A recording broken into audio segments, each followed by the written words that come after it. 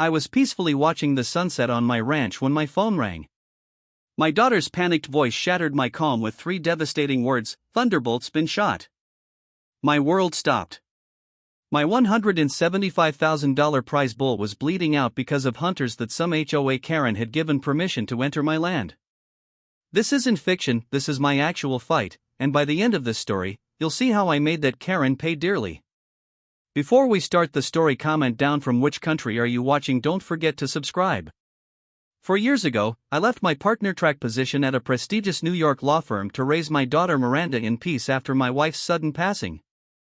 The city held too many painful memories, and 16-year-old Miranda needed stability, not a father working 80-hour weeks. I bought a 120-acre cattle ranch in Silveridge, Texas, and swapped my Armani suits for Wranglers and work boots. Miranda thrived too, developing a special bond with our prized Angus bull, Thunderbolt. Despite his imposing size, he was gentle with her, following her around like an oversized puppy. His bloodline was impeccable, and the calves he sired brought top dollar at auction. Life was good until the developers came.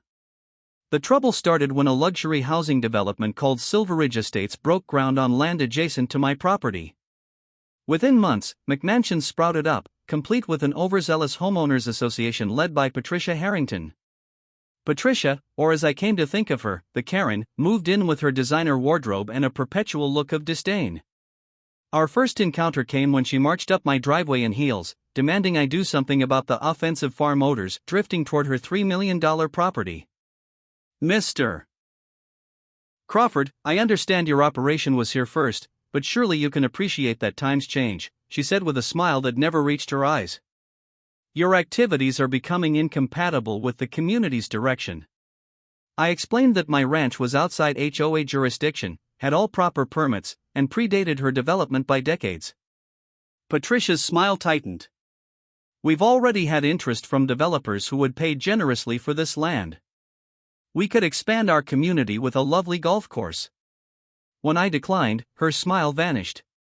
You'll regret being so stubborn, Mr. Crawford. Nobody stands in the way of progress in Silveridge.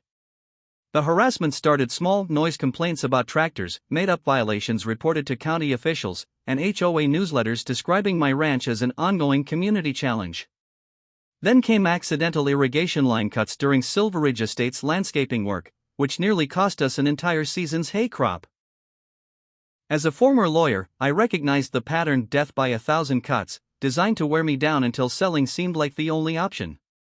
I was contemplating my next move when my phone rang on that fateful October evening. Miranda's voice came through choked with sobs. Dad, come quick. Thunderbolt's been shot. He's bleeding everywhere. I sprinted toward the back pasture. As I rounded the barn, I saw Miranda kneeling beside our prized bull, her hands pressed against his heaving side, blood seeping between her fingers. Thunderbolt's eyes were wide with pain and confusion. In the distance, I caught sight of 3 figures in orange vests hurrying away toward the Silveridge Estates fence line. That's when I knew this was no accident, this was Patricia's most vicious move yet. Miranda, call Dr. Winters now. I shouted, dropping to my knees beside Thunderbolt. The wound was pumping blood at an alarming rate, a clean shot through his flank that had thankfully missed vital organs. Lucy Winters, our vet, arrived quickly. He's strong, and the bullet missed anything critical, but he's lost a lot of blood, she said. Then her eyes met mine gravely. Even if he pulls through, his breeding days might be over. This trauma and the medications could affect his fertility. The words hit me like a physical blow. Without Thunderbolt's stud fees that covered our operating costs, our financial stability would be in jeopardy. Sheriff Walter Donovan arrived within 30 minutes. This ain't right, Mason, he said, examining the blood trail. Hunting season hasn't even started, and nobody should be firing weapons on your land without permission. He and his deputy found spent shell casings and boot prints leading back toward Silveridge Estates. The evidence led us to a section of fence line where someone had recently installed an official-looking sign declaring the area Silveridge Community Hunting Grounds, properly licensed hunters welcome. The sign featured the Silveridge Estates logo and included a map that encompassed several acres of my property. This is a forgery. I sputtered. This is my land, not community hunting grounds. Walter examined the sign closely. This was put up recently. Whoever did this knew exactly what they were doing. Patricia hadn't just escalated our dispute. She'd orchestrated a situation where strangers with weapons would trespass on my property, endangering my livelihood and my daughter's safety. I stormed directly to Patricia's sprawling mansion, Sheriff Donovan following to keep the peace. Patricia answered the door in tennis whites, her surprise quickly masked by a practiced smile. "Sheriff, Mr. Crawford, what an unexpected visit." I cut straight to the point. "Someone put up fake hunting ground signs on my property, Patricia. 3 hunters shot my prize bull this afternoon. Would you know anything about that?" Her expression never faltered. "How terrible for you, but I fail to see how this concerns me." Walter stepped forward. "Ma'am, the signs bear the Silveridge Estates logo, which falls under your authority as HOA president." Patricia's smile turned glacial. "Our community has designated hunting areas, Sheriff, but of course, we respect property boundaries. Perhaps there was a misunderstanding about where those boundaries lie." As we turned to leave, she called after me. "You know, Mason, this unfortunate incident might be a sign. My offer to purchase your property still stands, though I imagine the price would need to reflect current circumstances." In that moment, I knew beyond doubt she was behind all of it. More importantly, I understood this wasn't just about land. Patricia enjoyed the power play. Walter placed a hand on my shoulder. "I'll file the report, Mason, but without direct evidence linking her to those signs or the hunters." We both knew proving Patricia's involvement would be nearly impossible. Back at the barn, Miranda's eyes were red-rimmed but determined. "We're not selling, are we, Dad?" she asked quietly. "Not 1 inch, I promised. But we're going to do more than just hold our ground. It's time to teach Patricia Harrington what happens when you mess with the wrong family." Over the next week, Thunderbolt's condition stabilized, though Lucy confirmed his breeding capabilities were likely compromised. Our $175,000 investment was now essentially a very expensive pet. I reached out to my old friend Hank Rodriguez, a former military intelligence officer who'd retired to a neighboring property. He helped install a discreet but comprehensive camera system around my property, focusing on boundary areas and access points. Meanwhile, I began my own investigation, tapping into skills I'd honed during my legal career. I started with public records, combing through Silveridge Estates development permits, HOA filings, and financial disclosures. The pattern that emerged confirmed my suspicions. Patricia Harrington had financial stakes in the development's expansion. Further digging revealed connections between Patricia and Mayor Richard Ellis, who had championed rezoning initiatives that benefited Silveridge Estates. The mayor's re-election campaign had received substantial donations from development interests. The plot thickened when Miranda came home with interesting information. "Dad, there's this guy named Gregory Thompson who keeps bragging about a big game hunt on his property last week. Jessica heard him telling someone he finally took care of that eyesore next door." Gregory Thompson was Patricia's most vocal supporter on the HOA board. A quick search revealed he was a wealthy investment manager who fancied himself a big game hunter, with social media posts showing him posing beside exotic animals on safari trips. I confronted Gregory at the local country club. "Mr. Thompson," I said, "I believe we need to discuss the hunting expedition on my property last week. The one that resulted in my prize bull being shot." The color drained from his face. "I don't know what you're talking about, Crawford. I hunt legally, with proper licenses and permissions." "Interesting, since no permission was given for hunting on my land," I countered. "Sheriff Donovan is very interested in who might have placed that sign, especially since the bullet recovered matches high-end hunting ammunition." It was a bluff, but Gregory's reaction told me everything. His hand trembled slightly as he reached for his whiskey. "You should be careful making accusations without proof, Crawford." "And I have excellent evidence," I countered smoothly. "Camera footage doesn't lie, Mr. Thompson." "Neither do witnesses who heard you bragging about your hunt." Another bluff. The cameras had been installed after the incident, but Gregory's face contorted with panic. This is harassment. Patricia warned me you were unstable. He stormed away, immediately pulling out his phone as he left. I knew he was calling Patricia, which was exactly what I wanted. Rattling their cage would force them to react, potentially making mistakes. Within hours, Sheriff Donovan called me. Mason, I need you to stand down, he said, his voice uncharacteristically formal. Mayor Ellis called me personally about allegations you're making against prominent community members. I listened as my friend reluctantly explained that without concrete evidence linking either Patricia or Gregory to the hunting sign or Thunderbolt's shooting, pursuing charges would be difficult. Political pressure was being applied. The next blow came when Lucy called, her voice tight with anger.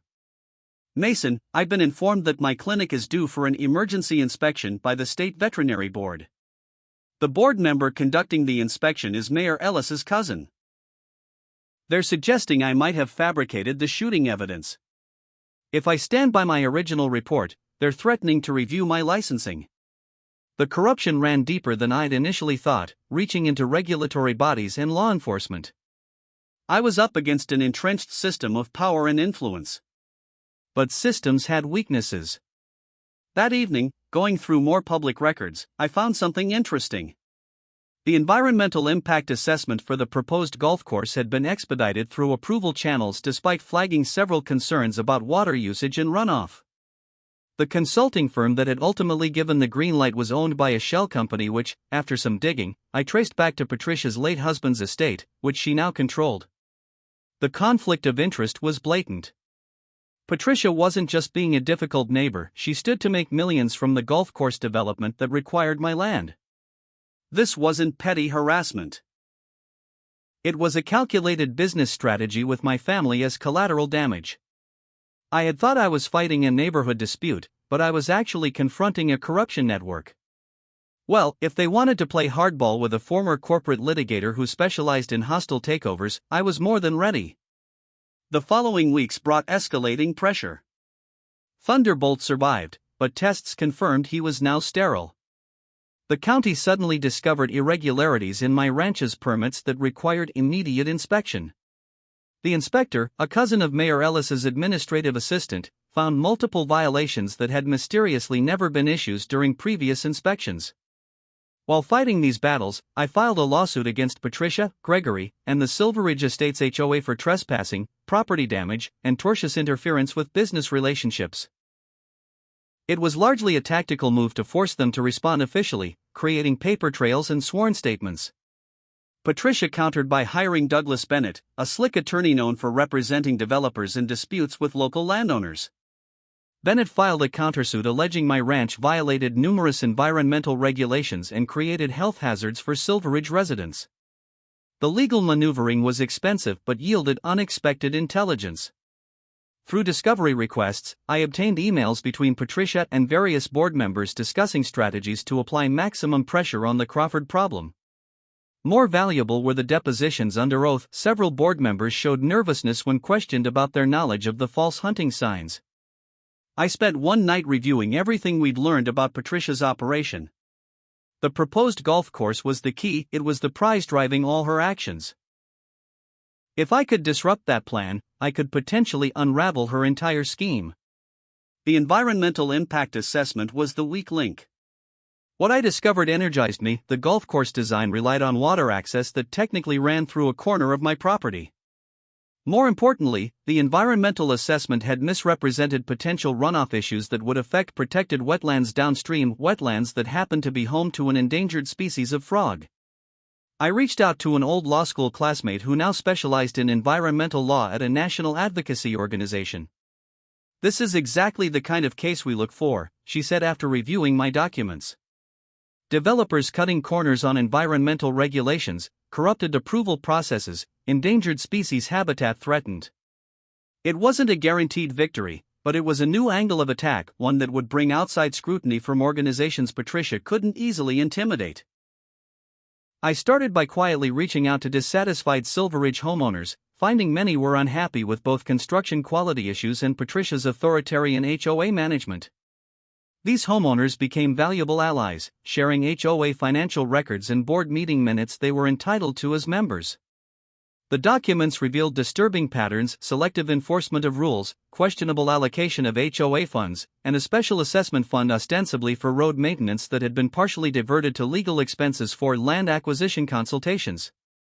Working late into the night, I connected financial trails showing Patricia had been receiving consulting fees from the development company behind the golf course project, fees that weren't disclosed in HOA transparency reports as required. It wasn't just unethical, it potentially violated state laws regarding HOA governance. Meanwhile, Miranda proved an unexpected asset in our intelligence gathering through her writing club and school connections. Gregory Thompson's son was bragging that his dad has some big hunting trip planned for next weekend, she reported one evening. He said something about finishing what they started and teaching the rancher a lesson. This advanced warning allowed us to prepare. Hank upgraded our security system, adding motion sensors and real-time alerts. My law school friend's organization had begun a formal investigation into the golf course approval process, filing public records requests that the mayor's office was legally obligated to fulfill. This external pressure created the first visible cracks in our opponent's confidence. Mayor Ellis was suddenly unavailable for previously scheduled appearances, and Patricia became uncharacteristically quiet at town meetings. As predicted, Gregory and his hunting companions attempted another incursion onto my property that weekend. This time, we were prepared. The moment they crossed my boundary line, our security system captured everything, including their deliberate tampering with my fence and placement of more false hunting permission signs. I didn't confront them directly. Instead, I let them proceed while documenting their every move. When they fired shots near my cattle, deliberately trying to spook the herd, Hank and I had Sheriff Donovan on speed dial. Walter arrived with multiple deputies, catching Gregory and his friends red-handed on my property with weapons and no permission to be there. The arrests made local headlines, creating the first public relations crisis for Patricia and her allies. Patricia issued a carefully worded statement claiming that Silveridge Estates never authorized hunting on adjacent private properties and that Gregory had misunderstood community boundaries, effectively throwing him under the bus to protect herself. Using the environmental organization as cover, we released selected findings to local and regional media about the questionable approval process for the golf course development. The story gained traction, especially the angle about endangered species habitat and potential water contamination affecting the broader community.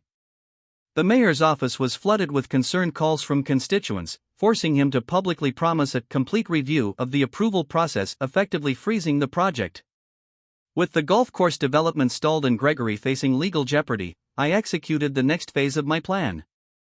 Through careful negotiation with my bank and leveraging some remaining contacts from my legal career, I secured financing to purchase a significant minority stake in the development company behind the golf course project. The investment gave me a seat at the table and access to internal documents that would have otherwise remained hidden. What I found exceeded my expectations: internal emails and financial records showing Patricia had been promised a $2 million success fee if the golf course project secured my land within a specified timeframe, plus a percentage of ongoing revenue. Armed with this evidence, I arranged a meeting with Douglas Bennett, Patricia's attorney.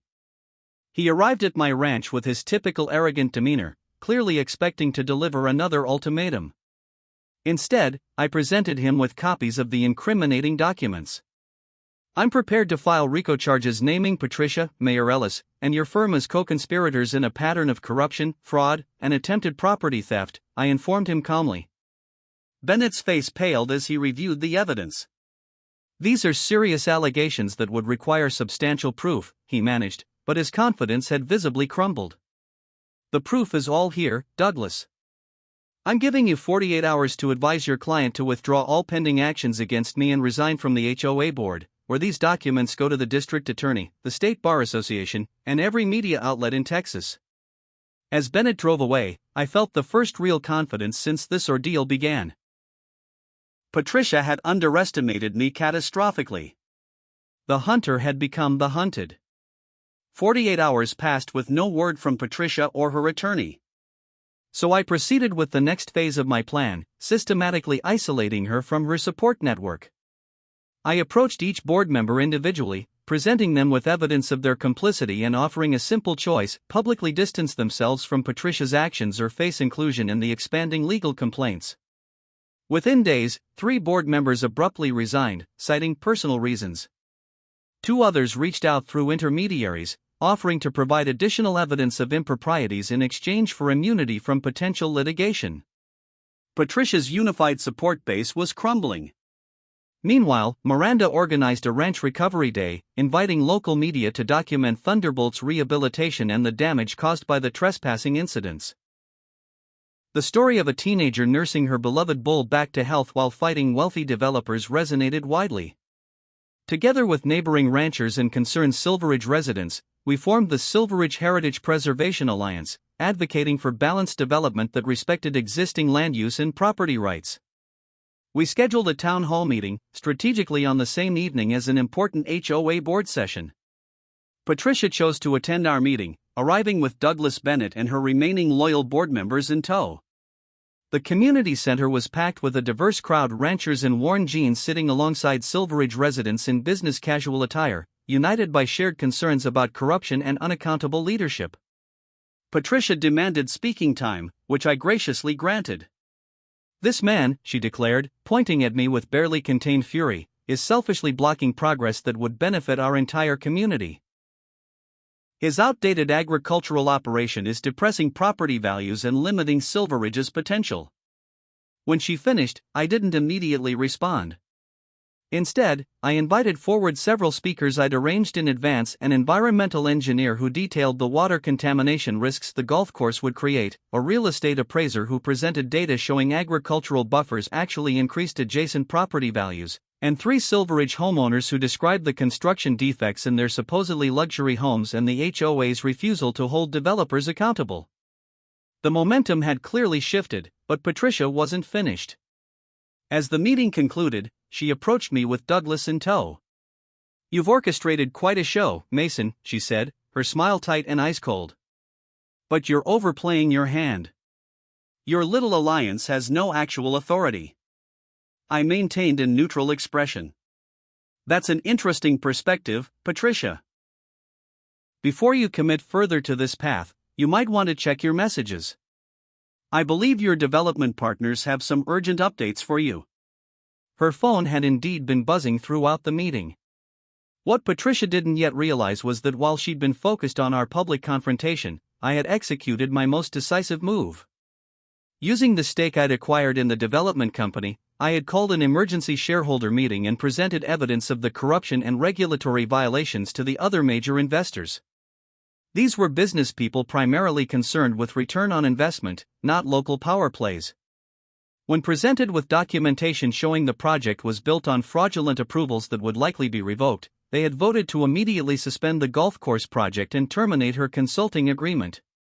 As understanding dawned on Patricia's face, I added the final twist of the knife. "Oh, and you might be interested to know that I've recently acquired your mortgage." Her expression shifted from confusion to shock. "That's impossible. My financing is through Silveridge National Bank." I smiled. Yes, it was. But banks sell mortgages all the time, and I made them a very attractive offer for yours specifically. Effective tomorrow, I'm your lender, Patricia. Her face drained of color as the implications sank in. After months of trying to take my home, she now faced the prospect of losing hers to me. The following weeks saw Patricia's carefully constructed empire crumble with stunning rapidity. The development company's internal investigation confirmed what I had uncovered: widespread corruption in the approval process. They moved to save themselves by cooperating fully with authorities. The state attorney general's office opened a formal investigation focusing on public corruption and fraud charges.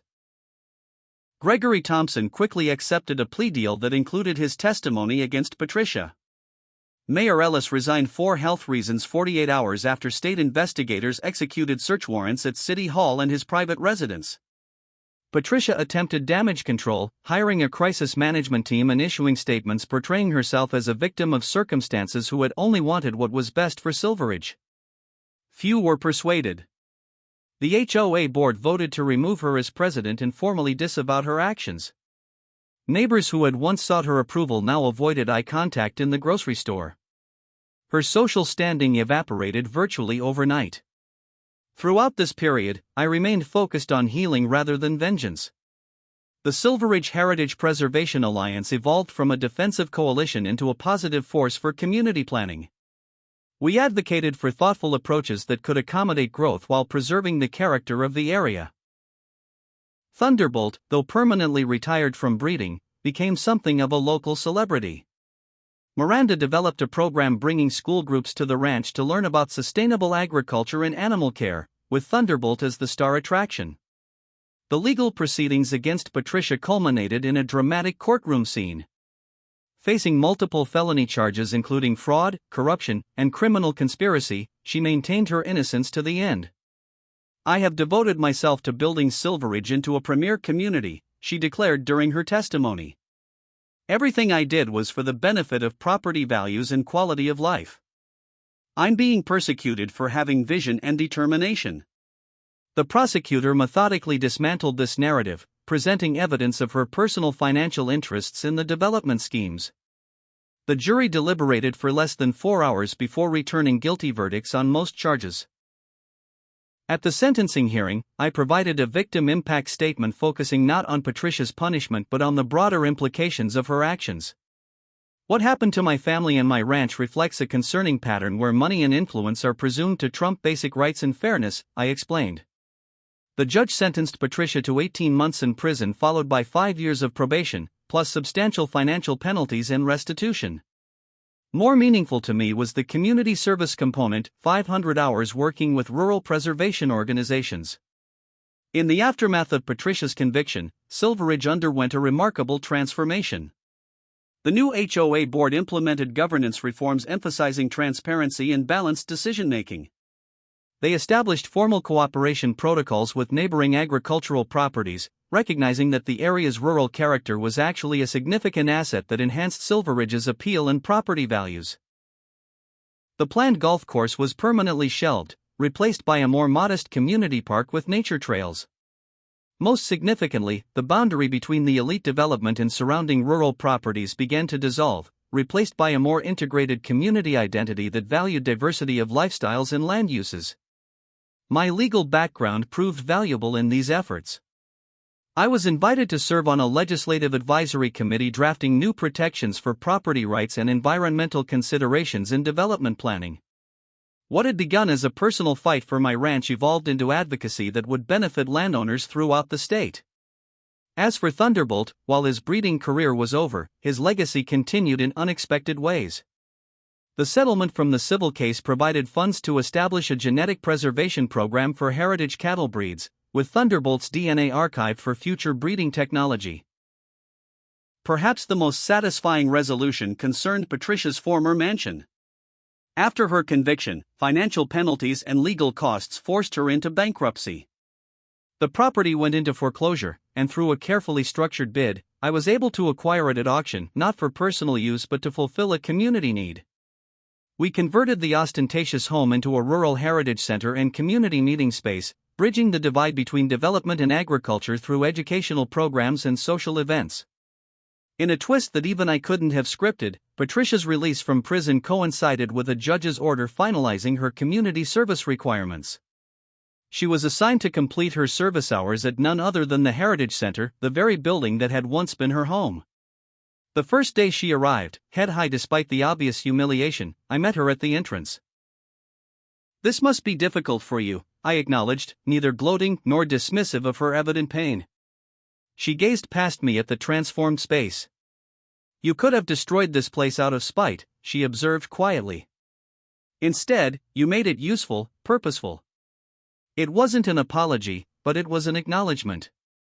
Over the following months, an unexpected evolution occurred. Patricia, initially performing her service hours with rigid formality, gradually became engaged with the center's mission. I once overheard her telling a visitor, "The bull you're asking about, Thunderbolt? He's quite remarkable. Despite what happened to him, he's still gentle with children." There's a lesson in that. 3 years after Thunderbolt was shot, our ranch hosted a community celebration marking the official adoption of the Silveridge Area Preservation Plan, a comprehensive framework protecting both development interests and agricultural heritage. As the sun set over the gathering, I found myself standing beside Thunderbolt's paddock, watching him contentedly grazing. Sheriff Walter Donovan joined me, surveying the diverse crowd with satisfaction. "When this all started, I figured one of you would end up destroying the other," he remarked. "Never imagined it would end with everyone better off." I considered his observation carefully. I think when someone's identity and self-worth are completely dismantled, they either rebuild something better or become permanently bitter. Patricia's too smart for bitter in the long run. She's rebuilding. Walter nodded thoughtfully. Justice comes in strange forms sometimes. Looking across my property, still intact, still a working ranch, but now also a community resource and educational center, I reflected on the unlikely journey from corporate attorney to rancher to reluctant community leader. The fight to save my home had transformed not just me but an entire community's understanding of progress and coexistence. Thunderbolt would never sire another calf, but his legacy lived on in ways far beyond genetic contribution. Every morning when I look out my window, I see the results of standing firm against corruption and greed. So if you're facing your own HOA Karen or anyone who thinks their money and influence put them above the rules, remember my story. Sometimes the best strategy isn't to fight harder, it's to change the game entirely. And if they make the mistake of hurting something you love, remember that in the end, they're the ones who will pay the price.